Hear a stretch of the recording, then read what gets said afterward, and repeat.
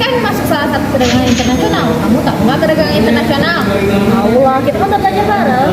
Jadi perdagangan internasional itu adalah kegiatan transaksi jual beli barang dan jasa antara suatu penduduk dengan penduduk negara lain atas dasar kesepakatan bersama. Betul banget. Nah, penduduk yang kamu sebutin itu bisa antara individu dengan pemerintah, ataupun pemerintah dengan pemerintah. Setahu aku sih perdagangan internasional tuh gak cuma berdampak ke pendapatan negara aja ya, tapi juga kayak berdampaknya dalam hal membuka peluang kerja, menjaga hubungan baik antar negara, sama meningkatkan kemakmuran juga lah. Gile, betul banget. Tapi kamu tahu nggak jenis-jenis perdagangan internasional ada apa aja? Ini aku kasih tahu. Pertama itu ada border crossing, terus ada package deal, ekspor impor, barter, sama terakhir ada konsiliasi.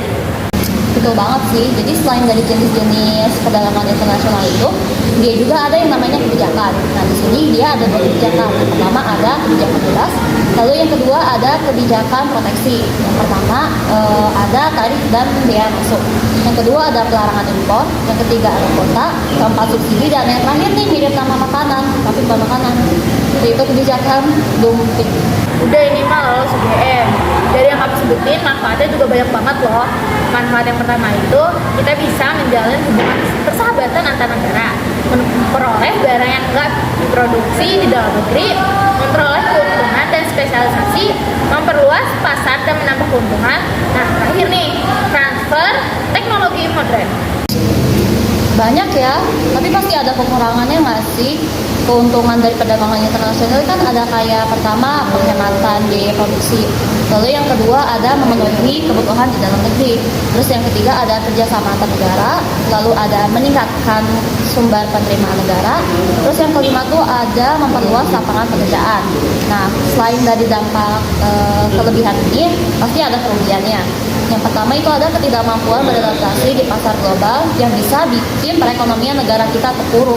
Terus yang kedua tuh ada produksi dalam negeri yang tidak mampu bersaing dengan barang impor, sehingga dikhawatirkan akan ditinggalkan oleh konsumen. Nah, yoi banget. Dari keuntungan dan kerugian itu pastinya butuh faktor pendorong agar terjadi perdagangan internasional. Pertama itu kebutuhan negara dan masyarakat, perbedaan sumber daya alam, iklim dan selera. Terus untuk meningkatkan kualitas SDM, untuk perluasan target pasar, transportasi antar negara, sama mencari dukungan luar negeri. Tapi faktor hambatnya juga banyak gak sih? Kayak yang pertama tuh ada keamanan suatu negara. Terus yang kedua dari kebijakan perdagangan internasional dari pemerintah itu sendiri. Terus yang ketiga ada rendahnya sumber daya alam. Terus ada pembatasan impor dan penetapan tarif dari masing-masing negara. Terus ada peraturan politik anti dumping juga. Yang keenam tuh ada mata uang berbeda antar negara. Terus yang ketujuh ada kurs mata uang yang gak stabil. Terus yang kedelapan ada proses pembayarannya yang sulit, apalagi dengan resikonya yang besar. Terus yang terakhir nih ada organisasi regional dan juga karena peperangan. Ya, kita sih berharap aja semoga ketika kita lagi melakukan transaksi yang jangkauannya sampai ke luar negeri, paket kita nggak kenapa-napa. Terutama harganya, jangan deh berubah-berubah.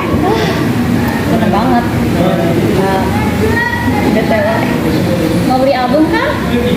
Ya kan? Titip dong. Siapa tahu akhirnya bisa bagi dua.